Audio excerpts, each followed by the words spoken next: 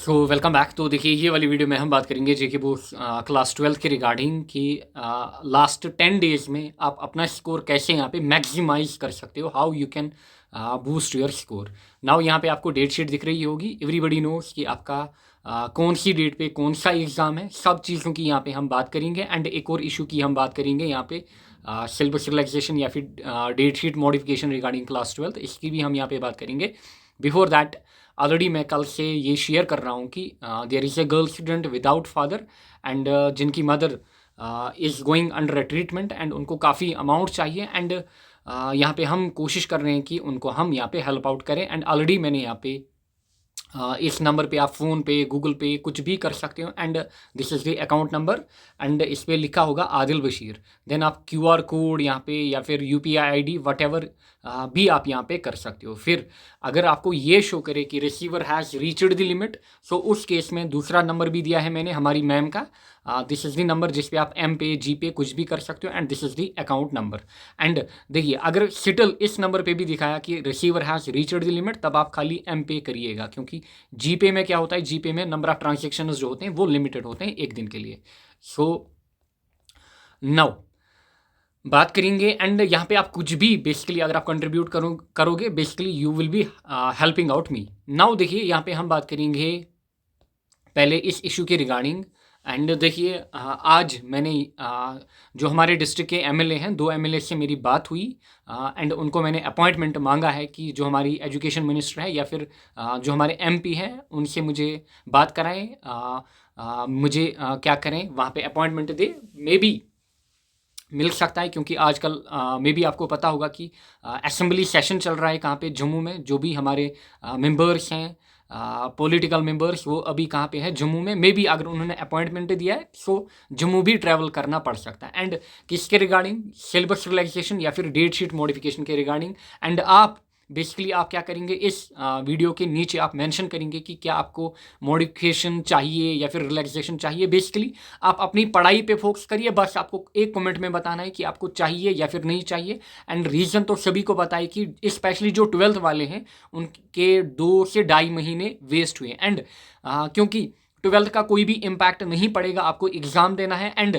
आप जो भी अगला सेशन है उस पर 12th वालों का इम्पैक्ट नहीं पड़ेगा आपके एग्ज़ाम का, अगर पड़ेगा 11th का। सो 12th का डेट मॉडिफाई हो सकता है, बट डिपेंड करता है कि कितने लोग यहाँ पे चाहते हैं, कितने एस्पिरेंट चाहते हैं। एंड एक और बात, एक बंदे को मैंने देखा था, वो बोल रहा था कि जो जेके बोस हैं वहाँ पे मेरे रिलेटिव्स हैं, मैं इन्फॉर्मेशन पहले लाता हूँ और किसी की इन्फॉर्मेशन पक्की नहीं होती है। लेट मी टेल यू कि जे&के में अभी अभी हाल ही में RTI act, online RTI act, अभी तक जो आरटीआई एक्ट होता था वो ऑफलाइन में होता था। अब रिसेंटली 2 दिन पहले ही आरटीआई एक्ट ऑनलाइन लॉन्च हुआ है, जहां पे आप किसी भी डिपार्टमेंट में जेके बोर्ड से कुछ भी इंफॉर्मेशन निकाल सकते हो। ये आपका हक है। क्यों? क्योंकि जो एम्प्लॉइज होते हैं उनको क्या बोला जाता है, सिविल सर्वेंट, मतलब वो पब्लिक के नौकर होते हैं, ना कि किसी के रिश्तेदार वगैरह। रिश्तेदारी घर में चलती है, वो हमारे नौकर हैं, आपके नौकर हैं। आप किसी भी डिपार्टमेंट से कुछ भी इंफॉर्मेशन ले सकते हो एंड अगर वो आपको इंफॉर्मेशन ना दें, उनके ऊपर कानूनी कार्रवाई हो सकती है। सो ऐसा नहीं होता है कि किसी के रिश्तेदार जेके बोर्ड्स में हैं वही इंफॉर्मेशन लाएगा। आप भी ला सकते हो, मैं भी ला सकता हूँ। एंड आरटीआई एक्ट ऑनलाइन देखिएगा, ये क्या होता है अगर आप किसी भी डिपार्टमेंट से इंफॉर्मेशन निकालना चाहते हो। Now coming to the main topic here, कि जो आपका डेट शीट है वो तो आपके सामने है। नाउ देखिए, मोटी मोटी बातें मैं यहाँ पे आपके साथ शेयर करूँगा। देखिए, अभी के टाइम में भी 4 टाइप के ऐसे स्टूडेंट होंगे जिन्होंने, एक टाइप का स्टूडेंट जिन्होंने 90 to 100% अपना सिलेबस कवर किया होगा। नेक्स्ट टाइप हमारे पास जिन्होंने 70 to 90% कंप्लीट किया होगा। नेक्स्ट जिनका 50 to 70 एंड फोर्थ कैटेगरी में उनकी मानूंगा जिनकी बिलो 50 है, यानी कि 30, 20 वट एवर। नाउ देखिए, जिनका 90, यानी कि जो पहले 2 में लाइक कर रहे हैं, 70 to 90 या फिर 90 to 100, कोशिश करिए जो आपने पढ़ा है उसके अच्छे से रिविजन्स आप करें। मेन थिंग इज आप अच्छे से उसके रिविजन्स करें। एंड रिविजन्स आपको कम से कम मिनिमम रिविजन्स कितने करने हैं, 4। पहला जो रिवीजन आप करोगे वो आप राइटिंग में करोगे, दूसरा रिवीजन जो आप करोगे वो भी राइटिंग में, तीसरा रिवीजन आप ओरली करोगे, यानी कि आप अपने सामने नोट्स रखोगे या फिर बुक रखोगे, आप ओरली पढ़ोगे। फिर लास्ट वाला जो रिवीजन होगा वो भी आप राइटिंग में करोगे, स्पेशली फिजिक्स एंड केमिस्ट्री में। एंड बायोलॉजी में आप ओरली ही कर सकते हो, एक दो आप राइटिंग में कर सकते हो, बाकी आप ओरली कर सकते हो। नाउ अभी जिनका कुछ भी सिलेबस पेंडिंग है, मैं आपको यहाँ पे डेडलाइन दे रहा हूँ कि 4 फ़ेब तक आप कोशिश करिए कि जो भी आपका सिलेबस पेंडिंग है वो आप कंप्लीट करें। एंड स्पेशली जो इस रेंज में लाइक कर रहे हैं वो 4 तक कोशिश करिए कि पूरा सिलेबस कवर करने की। एंड अगर फिर आपसे कोई चैप्टर छूट जाता है, फॉर एग्जांपल मैं मानूंगा कि लेट केमिस्ट्री में केवल 8 यूनिट या फिर 8 चैप्टर ही आप पढ़ पाए, जो नेक्स्ट 2 हैं वो आपको नहीं छोड़ने, ऐसी गलती आपको नहीं करना है। उनमें आपको क्या करना है, जो मैंने गेस्ट अपलोड की हुई है इन पे आपको जाना है। देखिए class 12 chemistry and this is यहाँ पे फिजिक्स। इसमें आपको क्या करना है, जो क्वेश्चंस मैंने उन यूनिट्स में बोले होंगे जो आप छोड़ना चाहते हो, आप केवल और केवल वही क्वेश्चंस करिए। आपका 85% जो क्वेश्चंस हैं वो वहाँ से रिपीटेड होंगे, या फिर क्वेश्चन की लैंग्वेज चेंज होगी बट कॉन्सेप्ट सेम रहेगा, उसी कॉन्सेप्ट के ऊपर क्वेश्चन होगा बट क्वेश्चन की लैंग्वेज में भी चेंज हो सकती है। सो ऐसा नहीं है कि आपको पूरा छोड़ना है। एंड फिर कोशिश करिए कि 4 फ़ेब तक आप पूरा सिलेबस जो आपका पेंडिंग है अभी, चाहे आपका कुछ भी पेंडिंग है, उस सिलेबस को कवर करने की। फिर 4 फ़ेब तक मानो जितना भी आपका हो जाता है, मानो किसी का 70% ही हो जाता है, अब आपको पूरे सिलेबस पे नहीं जाना है, पूरे सिलेबस को आपको हाथ नहीं लगाना है। आपको क्या करना है, फिर जो 30% आपसे छूट गया, मतलब 3 यूनिट फॉर एग्जाम्पल, उन 3 यूनिट के इंपॉर्टेंट क्वेश्चन लगाइए। एंड अगर आपका यहाँ पे 100% कंप्लीट होता है then that is well and good. And फिर आप क्या करेंगे, 4 फ़ेब से 10 फ़ेब तक आप खाली रिवीजन मारिए, खाली रिवीजन। बिलीव मी, अगर आप रिवीजन नहीं करोगे, आप 100% भी सिलेबस कंप्लीट करके जाओ, वो आपको फ़ायदा देने वाला नहीं है यहाँ पे। सो 4 फ़ेब से 10 फ़ेब तक आप क्या करिए, सिर्फ और सिर्फ रिवीजन करिए। 4 फ़ेब तक जो भी सिलेबस अभी आपका पेंडिंग है, कोशिश करिए, अभी हैं अच्छे दिन आपके पास कि आप वो सिलेबस कवर करोगे। फिर 10 फ़ेब तक आप रिविजन्स मारोगे जो भी सब्जेक्ट हैं आपके पास। एंड आपको पता ही होगा कि कौन, क्योंकि हर बंदे को पता है कि मेरा वीक सब्जेक्ट कौन है या फिर बढ़िया सब्जेक्ट कौन है, ये आप अपने हिसाब से रखें।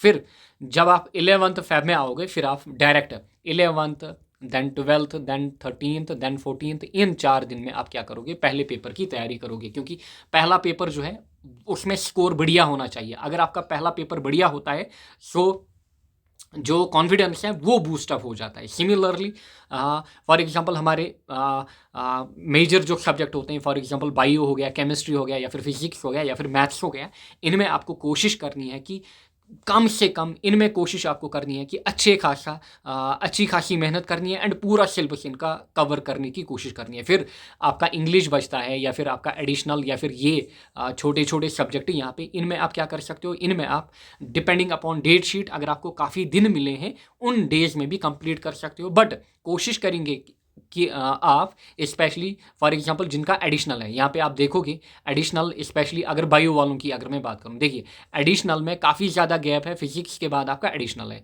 सो फॉर एग्जांपल आपका इन्वायरमेंट है, इन्वायरमेंट में आपके 7 यूनिट है। कोशिश करिए अभी 1 या 2 यूनिट पढ़ने की, बाकी रेस्ट जो 5 यूनिट हैं वो आप इन डेज में पढ़ सकते हो। एंड अगर अभी नहीं भी पढ़ोगे, बट कोशिश करिए, अगर आप अगर आपके पास टाइम है, बाकी सब्जेक्ट आपने पढ़े हैं, तब कोशिश करिए एटलीस्ट 2 यूनिट फिजिकल एजुकेशन के एंड 2 यूनिट आप इन्वायरमेंट के पढ़िए। एंड अगर टाइम नहीं है तब आप इन ही डेज में छोड़ सकते हैं। बट जिनका मैथ्स है उनको कोशिश करनी है कम से कम 2 से 3 यूनिट अभी कवर करने की, क्योंकि जो एडिशनल होगा उसमें आपको 2 या 3 दिन की मेहनत रिक्वायर्ड होगी एंड आपका स्कोर जो है वो ईजिली 95+ आ सकता है एडिशनल में, केवल 2 और 3 दिन में। एंड जिस हिसाब से मैंने पढ़ाया है टोटली आपको वही पढ़ के जाना है, उसके अलावा आपको कुछ नहीं करना है। आपका 95% स्कोर वहीं से आएगा, बीट आपका फिजिकल एजुकेशन या आपका इन्वायरमेंट है। फिर इंग्लिश में आपको क्या करना है, आई बिलीव कि इंग्लिश आप जो मैंने आपको स्ट्रैटेजी दी थी कि अभी तक आपने एटलीस्ट इंग्लिश तो 50% कंप्लीट किया होगा बाय वर्किंग डेली 30 मिनट्स। मैंने आपको केवल बोला था कि आप खाली 30 मिनट्स का टाइम दीजिए इंग्लिश को डेली बेस पे, उसको करिए। स्पेशली ग्रामर पोर्शन आपने कंप्लीट किया होगा। सो इंग्लिश में आपको फिर वरी करने की नीड नहीं है अगर आपने अभी से टाइम दिया है। एंड इंग्लिश में जो ये 2-3 दिन आपको मिल रहे हैं, 21, 22, 23, ये 3 दिन मिल रहे हैं यहाँ पे आप फिजिक्स के लिए भी एक दिन निकालना होगा आपको। सो आपको ध्यान रखना होगा उस टाइम। सो इंग्लिश में जो आपको 3 दिन यहाँ पे है, केमिस्ट्री के बाद 3 दिन, इसमें आपको एक दिन निकालना होगा बेसिकली किसके लिए, फिजिक्स के लिए, जहाँ पे आप प्रैक्टिस करोगे।